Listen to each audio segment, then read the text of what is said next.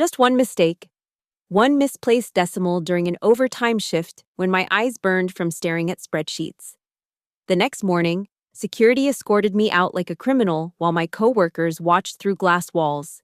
They thought they'd buried me along with my career, but they never imagined I'd be the one to bury their entire corporation. That single email I sent afterward, it cost them $75 million and counting. This is how one woman's humiliation became an empire's downfall. My name is Emily Carter, and until 3 months ago, I believed hard work actually meant something in corporate America. 34 years old, single, living in a one-bedroom apartment in Brixton, Illinois that cost half my salary. I was the poster child for middle-class struggle wrapped in business casual and false hope. I grew up watching my mother clean office buildings at night, her knees worn from scrubbing floors where executives walked during the day. She'd come home at dawn, wake me for school, and whisper, "Study hard, Emily. Don't let them keep you on your knees." So I did. State school, student loans that'll outlive me, countless nights fueled by instant ramen and determination. All to land a data management position at Northwell Dynamics, a mid-tier tech company that promised innovation but delivered mediocrity in expensive packaging. The Northwell building stood like a glass monument to corporate ambition on Madison Street, 20 floors of gleaming lies and recycled air. Every morning, I'd badge in at 7:45 a.m., 15 minutes early like the good soldier I was. The lobby always smelled of overpriced coffee and desperation, a uniquely American blend of capitalism and caffeine. My desk sat on the 14th floor, strategically positioned where I could see Lake Michigan if I stood and craned my neck just right. Not that I had time for views. My world consisted of spreadsheets, databases, and the constant hum of fluorescent lights that gave everyone a sickly pallor by 3 p.m. The office was a carefully orchestrated theater of passive aggression. There was Jennifer from HR who smiled while documenting every minor infraction, her voice sweet as antifreeze. Tom from IT who'd take 3 days to fix your computer, but somehow always had time to explain why it was your fault it broke. And then there was Mark Reynolds, my direct supervisor, a man who wore his MBA like armor and treated kindness like a communicable disease. Mark had that particular brand of corporate sociopathy that thrived in middle management, silver-haired at 45, always in shirts so white they hurt to look at. He'd perfected the art of taking credit and deflecting blame. He'd joined Northwell 2 years after me, but climbed faster, stepping on whoever was convenient. I'd been convenient more times than I could count. The irony was that I was good at my job. Damn good. I could spot patterns in data that others missed, clean up datasets that looked like digital crime scenes, and deliver reports that actually made sense. But in the corporate ecosystem of Northwell, competence was less valuable than compliance, and talent meant nothing without the right last name or golf club membership. The pressure had been building for weeks. Northwell was closing in on a massive contract with the Department of Transportation, $75 million that would transform us from Midwest mediocrity to national player. Everyone was working overtime, mainlining coffee, and pretending their marriages weren't falling apart. The executive floor buzzed with anticipation while us peons below scrambled to make their promises look feasible on paper. I should have seen it coming. The way Mark started hovering more, questioning every decision, creating paper trails for conversations that didn't need them. He was building something, constructing a narrative where he was the hero and someone else would be the villain. In corporate America, there's always a fall guy. They just usually tell you before they push you off the cliff. But I was too busy being good at my job to notice I was being set up to lose it. The mistake happened on a Thursday night in February. I remember because the heating system had failed again, and I was wearing my coat at my desk, fingers stiff from the cold as I typed. It was past 11 p.m., and the office was a ghost town except for the cleaning crew and me. I'd been working 16-hour days preparing the data analysis for the DOT contract. Thousands of lines of traffic flow patterns, infrastructure assessments, cost projections. My eyes burned. The numbers blurred together like rain on a windshield. In cell G4587 of the spreadsheet, I typed 2.7 instead of 27. A decimal point. That's all it was. One tiny dot that shifted a minor calculation in a supplementary report that wasn't even client-facing. The kind of error that happens 100 times a day in offices across America and gets caught in review. Except Mark had been waiting for exactly this. Friday morning arrived with deceptive normalcy. I grabbed my usual coffee from the lobby cart, responded to emails, even joked with Sandra from accounting about the broken heater. Then at 10 a.m., Mark's assistant appeared at my desk with that corporate smile that meant someone was about to get fucked. Mark needs to see you in Conference Room B, right away. Conference Room B was where they fired people. Everyone knew it. No windows, soundproof walls, and a back exit to avoid the walk of shame through the main floor. My stomach dropped, but I told myself I was being paranoid. I'd done nothing wrong. The room was fuller than expected. Mark sat at the head of the table like a judge, flanked by Jennifer from HR and Richard Brennan, the VP of Operations. They had papers spread before them like evidence at a trial. My trial.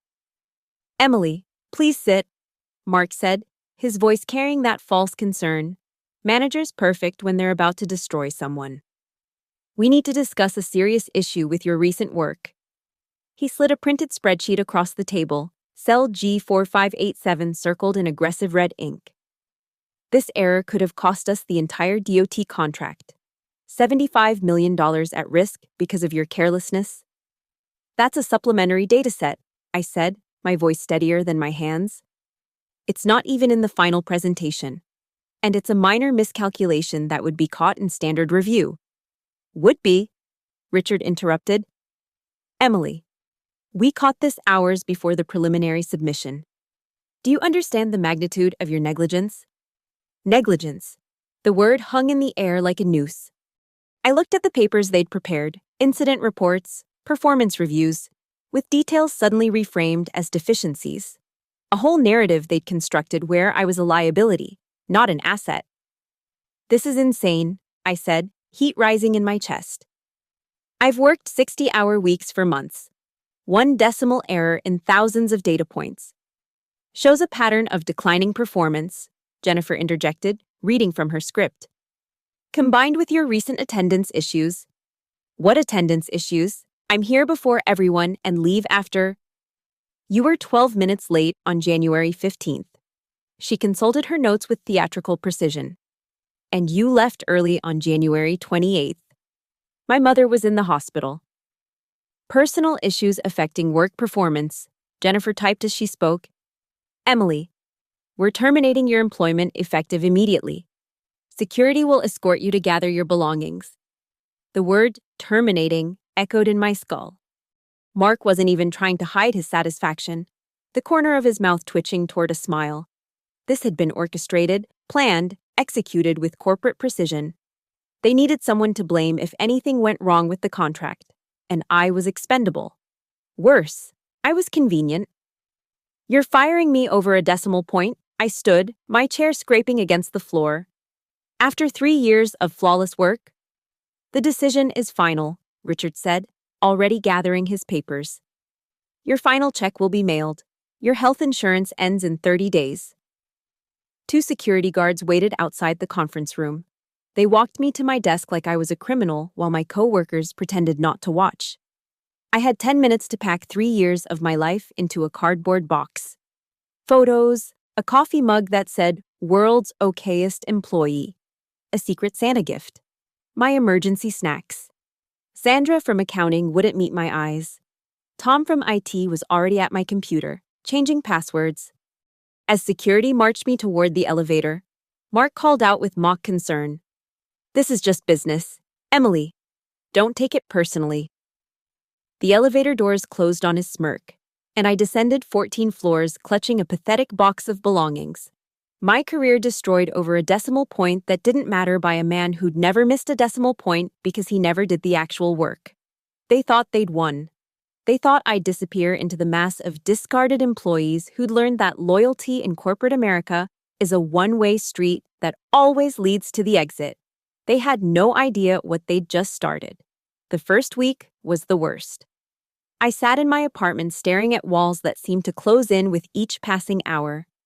The cardboard box from my desk remained unopened by the door, a monument to my humiliation. My phone stayed silent except for automated messages about bills I could no longer afford. Not a single coworker reached out. 3 years of workplace friendships evaporated the moment security touched my shoulder. My savings would last 2 months. Maybe 3 if I lived on ramen and canceled everything except electricity. The health insurance clock was ticking. My mother, still recovering from her hospital stay, didn't know yet. How could I tell the woman who'd scrubbed floors so I could rise above them that I'd been thrown out like trash? By the second week, humiliation fermented into rage. I started drinking the cheap whiskey I'd kept for emergencies, sitting at my kitchen table with my laptop, scrolling through LinkedIn, watching former colleagues celebrate the DOT contract progress. Mark had posted about leading his team through challenging data analysis. My work, with his name stamped on it like a conqueror's flag. The apartment became a prison of shame. Dishes piled in the sink, laundry mountain grew in the corner. I'd wake at 3 a.m. in cold sweats, replaying that conference room ambush, thinking of everything I should have said. The decimal point haunted me, such a small thing. A mosquito that had somehow brought down an elephant. One night, deep into my third glass of corner store bourbon, I opened my personal laptop and logged into my Gmail. There they were, hundreds of work emails I'd forwarded to myself over the years for reference. A digital paper trail of my actual contributions. My real work. The countless times I'd saved projects that Mark had nearly destroyed with his incompetence. I started reading through them obsessively, building a case in my mind for a wrongful termination suit I couldn't afford to file. That's when I noticed something odd in an email chain from 3 weeks before my firing. Mark had forwarded me a dataset to review, but he'd forgotten to delete the earlier part of the chain. Richard Brennan to Mark Reynolds. We need someone lined up if DOT raises questions about discrepancies. Better to have a name ready than scramble later. Mark's response. Emily's been making small errors lately. I've been documenting everything. She's perfect. Competent enough that her work stands up but not connected enough to fight back. I read it 5 times, my hands shaking. They'd planned it. Weeks before my mistake, they'd chosen me as their sacrificial lamb. The decimal point wasn't a coincidence. Mark had been watching, waiting for any error to pounce on. The rage transformed into something colder, more calculated. I stopped drinking, started thinking. If they'd prepared for war while I was playing office politics, then I needed to understand what war they were actually fighting. I pulled up every email, every document I'd saved from the DOT project. Financial projections, technical specifications, meeting notes I'd meticulously typed while Mark played on his phone. At first, everything looked normal, inflated but standard corporate optimism. But then I started cross-referencing the data we'd submitted with the internal reports I'd prepared. The numbers didn't match. Not by a little, by millions. The infrastructure assessment costs had been cut by 40%. The timeline had been compressed from 60 months to 36. The safety redundancies I'd specifically flagged as critical. Deleted entirely from the client-facing documents. They weren't just overselling capabilities. They were lying, committing fraud. Promising the Department of Transportation a system that couldn't possibly be delivered for the price or timeline specified. And when it inevitably failed, when bridges didn't get reinforced and traffic systems didn't get upgraded, they'd need someone to blame. The patsy they'd already fired for incompetence, me. I sat back in my chair, the apartment suddenly feeling less like a prison and more like a war room. They'd destroyed me to cover their crimes, thrown me away like a broken tool. But they'd made one critical error in their perfect plan. They'd given me nothing left to lose. My mother used to say revenge was a poison you drink hoping others will die. But she'd never been publicly humiliated, professionally destroyed, and financially ruined by people who smiled while they did it. She'd never sat in an empty apartment at 2 a.m., realizing the same company that fired her for a decimal point was about to defraud the American government of $75 million. I opened a new browser window and began typing. Not a resume or a job application, but a plan. If Northwell Dynamics wanted to play corporate warfare, I'd show them what happened when you stripped someone of everything except their knowledge and their rage. They'd fired me over one mistake. I was going to destroy them with the truth. The deeper I dug, the worse it got. What started as discrepancies in budget projections revealed itself as systematic fraud that would make Enron executives take notes. I spent 18-hour days excavating the digital graveyard of Northwell's deception, fueled by gas station coffee and the kind of anger that burns cold and clean. The DOT contract promised a revolutionary traffic management system using Northwell's proprietary AI technology. The marketing materials painted a picture of smart intersections reducing accidents by 35%, predictive maintenance preventing infrastructure failures, real-time routing that would save millions in fuel costs. Beautiful lies wrapped in PowerPoint presentations and executive promises. The reality I found in the internal documents was grotesque. Northwell's proprietary AI was outsourced code from a Romanian firm that had already failed safety tests in Europe. The infrastructure sensors they promised to install for $30 million would actually cost $47 million. A difference they planned to cover by using cheaper, untested alternatives from a supplier Richard Brennan's brother-in-law owned. But the smoking gun was in an encrypted folder Mark had accidentally included in a batch file transfer. Password protected. But Mark wasn't creative. NBucks 2024 worked on my third try. Inside were emails between Richard, Mark, and CEO David Patterson discussing what they called Project Cushion. Cushion was their contingency plan for when the system inevitably failed. They'd structured the contract so that critical safety features were listed as performance optimizations rather than requirements. When accidents happened and their own risk assessment showed a 67% probability of system failure within the first year, they could claim they'd delivered what was contractually required. The blood would be on the government's hands for not purchasing the premium safety package. I found the risk assessment buried in technical appendices. Their own engineers predicted that without proper safety redundancies, the system could cause up to 12 fatal accidents in the first operational year. 12 people who would die because Northwell wanted to maximize profit margins. 12 families destroyed so David Patterson could buy another yacht. One email from Patterson made my stomach turn. Acceptable losses. The liability insurance will cover settlements. Price it into the margins. Acceptable losses. Human lives reduced to a line item in a spreadsheet. I kept digging, downloading everything onto multiple USB drives, organizing evidence with the obsessive attention to detail that had once made me good at my job. Financial records showing offshore accounts in the Caymans where the saved millions would disappear. Meeting recordings where they explicitly discussed hiding safety violations from federal inspectors. A PowerPoint presentation titled Plausible Deniability Structure that outlined how to shift blame when things went wrong. They'd even prepared media statements for potential disasters. Focus grouped messages that expressed deep concern while avoiding legal culpability. There was a folder labeled Incident Response, with template press releases for everything from data breaches to vehicular homicides. The most damning discovery came from cross-referencing employee records with project assignments. 6 engineers had raised safety concerns in the past year. All 6 had been transferred, demoted, or terminated within weeks of their reports. I wasn't the first sacrifice, just the latest in a pattern of silencing dissent. James Liu, senior software engineer, fired for cultural fit issues 2 days after emailing about critical vulnerabilities in the traffic light synchronization protocol. Sarah Washington, quality assurance lead, transferred to the Detroit office, which didn't exist, after documenting that the system failed stress tests.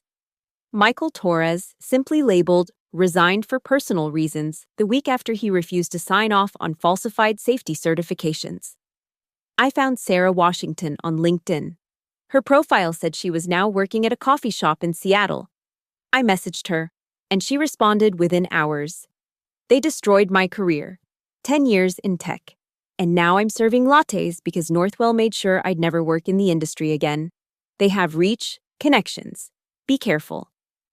But careful wasn't in my vocabulary anymore. Careful was for people with something to protect. They'd taken my job, my reputation, my future. All I had left was the truth and the terrible freedom that comes with having nothing left to lose. The contract signing was scheduled for March 15th, 2 weeks away. Once those papers were signed, the fraud would be locked in, the money would start flowing, and people would eventually die. The government's own bureaucratic inertia would prevent them from backing out even after problems surfaced. Northwell was counting on it. I sat in my dark apartment, surrounded by printed evidence, USB drives, and the wreckage of my middle-class American dream. They thought they'd buried me with that decimal point. They thought I'd disappear into the statistical mass of unemployed data analysts, another casualty of corporate America's meat grinder. They never imagined I'd been documenting their crimes while they documented my mistakes. They never thought the woman they'd thrown away like garbage had been collecting their secrets like ammunition. $75 million in fraud. Falsified safety data. Premeditated negligence that would cost lives. All meticulously documented, organized, and ready to deliver. The question wasn't whether to expose them anymore.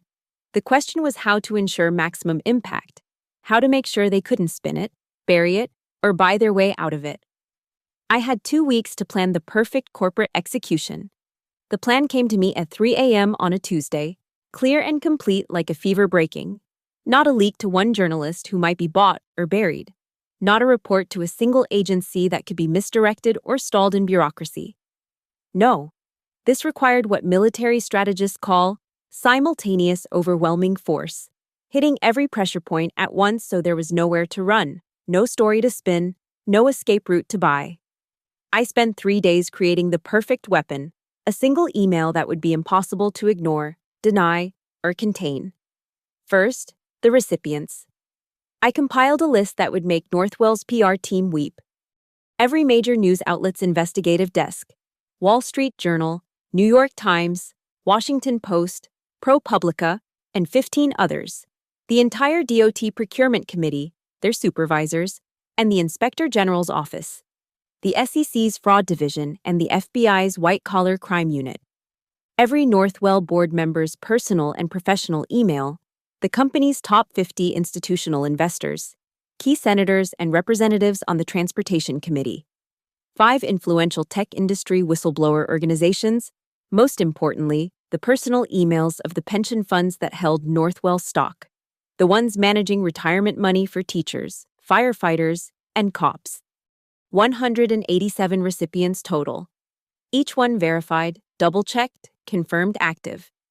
I even found personal emails for journalists who'd covered corporate fraud before, reporters hungry for the next big story.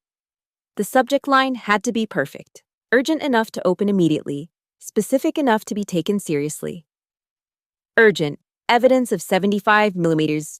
Contract fraud at Northwell Dynamics, safety violations will cost lives. The email itself was a masterpiece of controlled devastation. No emotion, no vendetta, just facts arranged like bullets. Opening with the killer hook. Northwell Dynamics has knowingly submitted fraudulent safety data to secure a $75 million Department of Transportation contract. Internal documents prove executives are aware their system will likely cause 12 fatal accidents in year 1.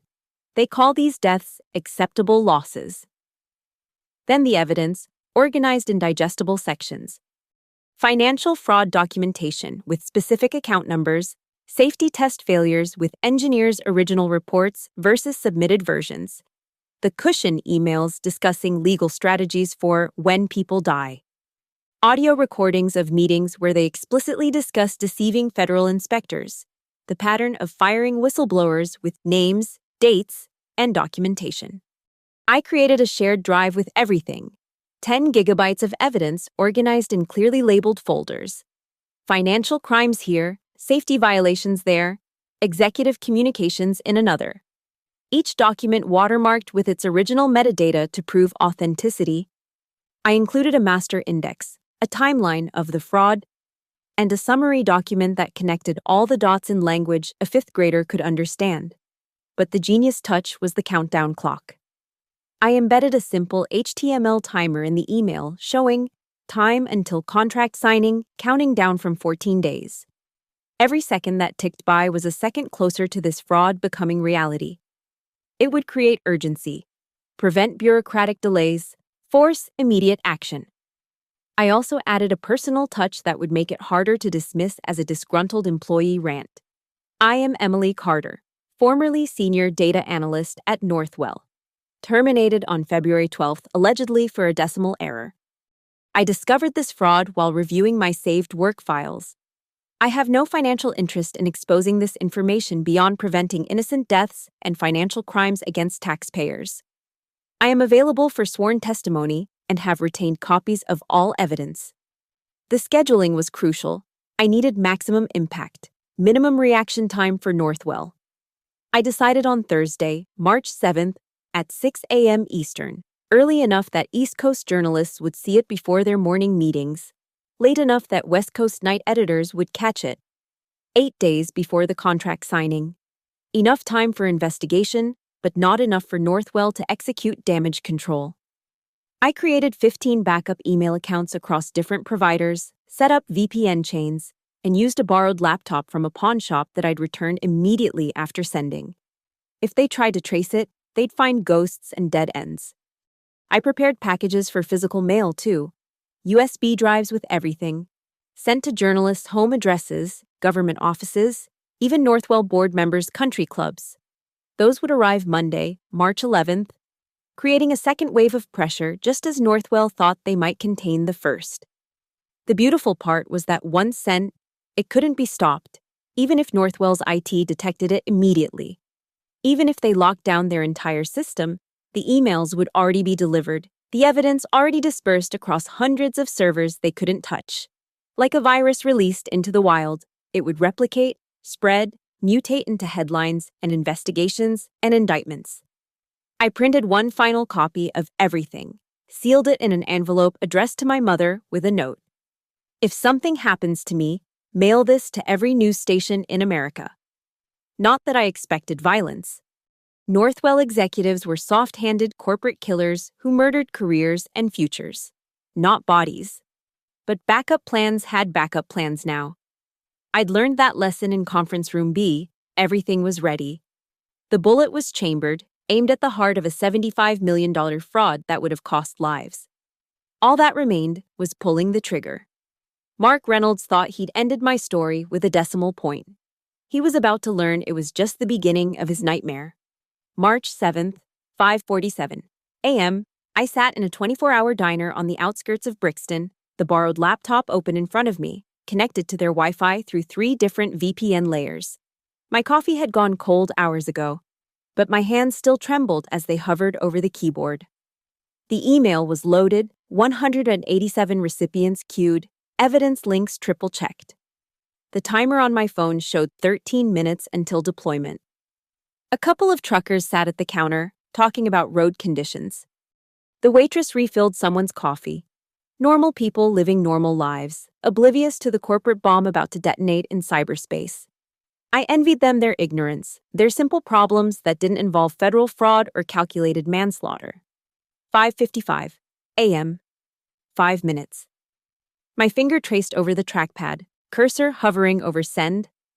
3 years of my life at Northwell reduced to this moment. Every late night, every weekend, every time I'd chosen spreadsheets over sleep, had led to this dining booth with its cracked vinyl seats and fluorescent flicker. I thought about the 12 people who would die if this contract went through. 12 families who'd get phone calls about accidents that weren't accidents but premeditated corporate homicide. Someone's mother, someone's daughter. Someone's husband coming home in a box because Northwell wanted higher profit margins. 5:58 a.m. My phone buzzed. A text from an unknown number. Emily, this is Mark. We should talk. I can make things right. How did he know? How could he possibly? Then I realized. They'd been monitoring my accounts, watching for exactly this, which meant they knew something was coming but not what or when. Good. Let them sweat. 5:59 a.m. I deleted his text, turned off the phone, removed the battery. No distractions, no negotiations, no deals with devils in white shirts. 6 a.m. I clicked send. For a moment, nothing happened. The progress bar appeared, slowly filling as the massive email with its attachments uploaded. 20%, 40, 60. My heart hammered against my ribs like it was trying to escape. 80%. Then, message sent successfully. 187 copies of truth spreading across the internet like digital wildfire. Journalists' phones lighting up, government officials' inboxes exploding, board members choking on their morning coffee. I closed the laptop, hands surprisingly steady now. The trembling had stopped the moment I'd clicked. 3 years of corporate anxiety replaced by something that felt dangerously close to peace. 6:03 a.m. I paid cash for my coffee, left a generous tip, and walked to my car. The physical mail packages were already in the postal system, scheduled for Monday delivery. The backup emails would auto-send from cloud servers every 6 hours for the next 3 days, ensuring the story couldn't be buried. By 6:15 a.m., as I drove back to my apartment, the first dominoes were already falling. Ryan Chen from the Wall Street Journal was speed reading through evidence folders. Margaret Torres at ProPublica was calling her editor at home. The DOT Inspector General's emergency phone was ringing. Northwell's stock price wouldn't open for 3 more hours, but futures traders were already getting whispers. 6:47 a.m. Back in my apartment, I turned on my personal phone to find it exploding with calls and messages. Reporters wanting statements. Lawyers offering representation. 3 voicemails from Richard Brennan, each more panicked than the last. 17 missed calls from Mark. I made myself breakfast, eggs and toast. The first real meal I'd had in days. As I ate, I watched my phone light up continuously. A strobe light of consequences. 7:30 a.m. The first news alert appeared. Breaking. Whistleblower alleges massive fraud in federal transportation contract. The Wall Street Journal had moved fast, publishing a preliminary story with promises of more to come. Within minutes, every major outlet had picked it up. The countdown clock I'd embedded was being shared on social media, turning into a viral death watch for Northwell's contract. 8 a.m. Trading opened. Northwell's stock price fell 18% in the first 5 minutes. Trading was halted, resumed, fell another 12%. The market was delivering its own verdict. 8:45 a.m. A press release from the Department of Transportation. In light of serious allegations, the DOT is suspending all contract negotiations with Northwell Dynamics pending full investigation. 9:00 a.m. FBI agents entered Northwell's headquarters. I watched it live on the news from my couch, saw employees being escorted out with boxes, the same walk of shame they'd given me. But this time for executives in handcuffs. My phone rang. Mom. Emily. Are you watching the news? Your old company is all over. I know. Mom. A pause. Then understanding in her voice. You did this? They fired me for making a mistake. Turns out their mistakes were worth $75 million and 12 lives. Another pause, then, good girl. Your father would be proud. 10:30 a.m. David Patterson resigned as CEO, effective immediately. Richard Brennan was in federal custody. Mark Reynolds was caught at O'Hare trying to board a flight to Costa Rica with $89,000 in cash. The email had become a tsunami, washing away 3 years of carefully constructed fraud in less than 5 hours. Every news channel was dissecting the evidence. Financial analysts were calculating the lawsuits, and somewhere in Washington, Senate committees were scheduling hearings. As for me, I sat in my small apartment, watching an empire burn from a throne of vindication. They destroyed my career over a decimal point. I destroyed theirs with the truth. The difference was, my destruction had been cruel. Theirs was justice. By the end of the first week, Northwell Dynamics had ceased to exist as a functioning company. The speed of the collapse was breathtaking. A Fortune 500 company reduced to bankruptcy proceedings in 7 days. Corporate historians would later call it the fastest implosion in American business history. The DOT contract wasn't just canceled, it triggered a cascade of contract reviews across every government agency. Turns out, when you defraud one federal department, they all start asking questions. The Defense Department pulled a $30 million cybersecurity contract. Health and Human Services canceled pilot programs. Even the Postal Service terminated a small logistics deal. Within 72 hours, Northwell lost $200 million in government contracts. But the government contracts were just the beginning. Class action lawsuits materialized like vultures sensing carrion. Shareholders sued for securities fraud. Employees sued for retirement fund mismanagement. The families of the 6 engineers who'd been wrongfully terminated filed a joint suit for defamation and wrongful termination. Sarah Washington, the QA lead now working at a Seattle coffee shop, became the face of corporate whistleblower retaliation. Her GoFundMe to cover legal fees raised $2.3 million in 3 days. The office building on Madison Street became a crime scene. FBI forensic accountants set up a command center on the executive floor.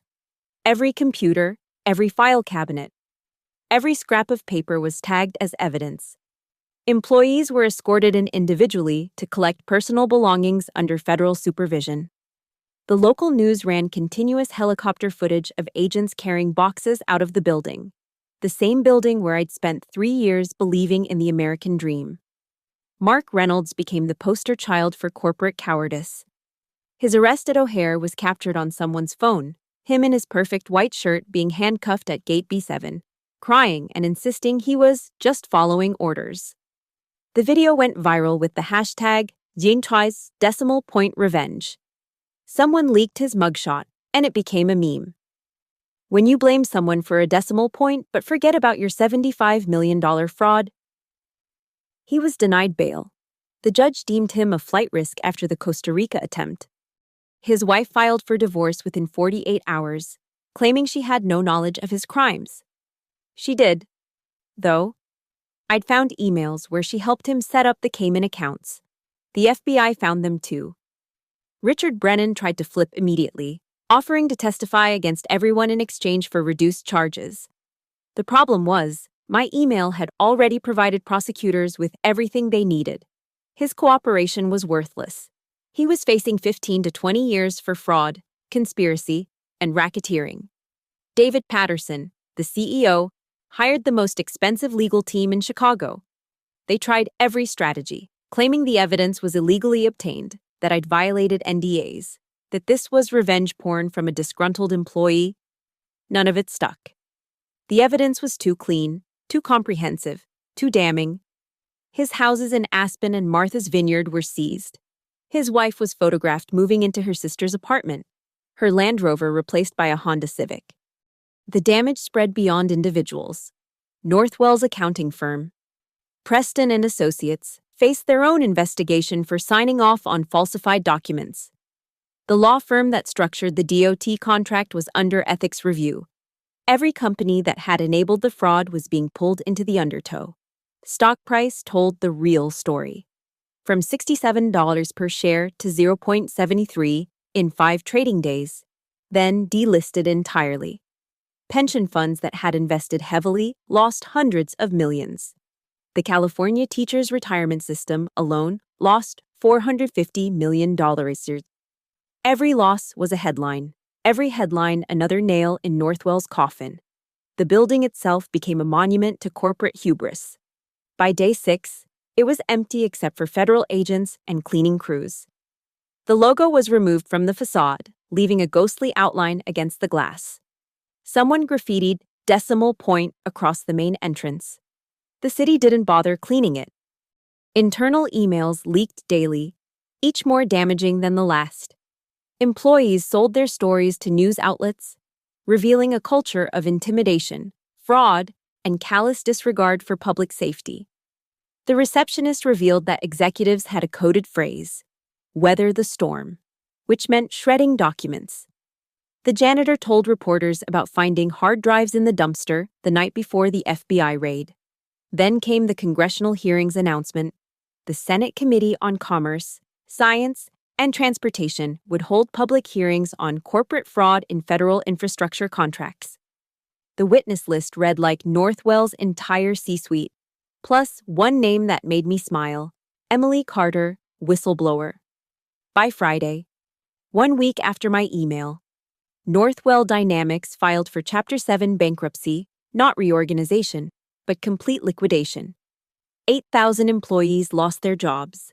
The headquarters would be sold, the patents auctioned. The company that had existed for 37 years, that had destroyed me over a decimal point, was dead. The financial media calculated the total damage, $75 million in lost contracts, $2.1 billion in market value evaporated, $500 million in pending lawsuits, and immeasurable reputational destruction. Forbes called it the email that killed a company. The Wall Street Journal ran a feature titled Death by Decimal Point: How Northwell's Petty Revenge Became Corporate Suicide. But the number that mattered most to me was 12. 12 people who wouldn't die in preventable accidents. 12 families who wouldn't get that phone call. 12 lives saved because one woman with nothing left to lose decided to tell the truth. 3 months later, I sat in the same diner where I'd sent the email, in the same cracked vinyl booth, drinking the same bitter coffee. But everything else had changed. The congressional hearing had been 2 weeks ago. 5 hours of testimony, broadcast live on C-SPAN. I wore the only suit I still owned, looked directly at the senators, and told the truth. Mark Reynolds testified the same day, taking the Fifth Amendment 37 times. The contrast wasn't lost on anyone. Multiple job offers had come in. Tech companies, consulting firms, even the DOT wanted to hire me as a compliance officer. I turned them all down. Corporate America and I were done with each other. Instead, I started a small consulting firm helping whistleblowers document and expose corporate fraud. Turns out, there's a market for revenge served with meticulous documentation. Sarah Washington, the QA lead from Seattle, became my first partner. We called it Decimal Point Consulting, a name that made certain executives very nervous. My mother had watched the hearings from her hospital bed, where she was recovering from another surgery. When I visited her afterward, she held my hand and said, "You didn't just get off your knees, baby. You made them fall to theirs." The news was playing on the diner's TV. Mark Reynolds had been sentenced to 12 years in federal prison, 1 year for each life that would have been lost. Poetic justice, the judge called it. Richard Brennan got 15 years. David Patterson, 20. The judge made them listen as she read the names of every Northwell employee who'd lost their job because of executive greed. But sitting there, watching their sentences announced, I felt empty. Not disappointed, not regretful, just hollow. The revenge I'd dreamed about during those dark nights in my apartment had been complete. Total. Devastating. Yet it didn't fill the void they'd created when they destroyed my faith in the American dream. My phone buzzed. A message from an unknown number with a document attached. Another whistleblower. Another company. Another fraud to expose. The cycle would continue because the system that created Northwell Dynamics was still intact.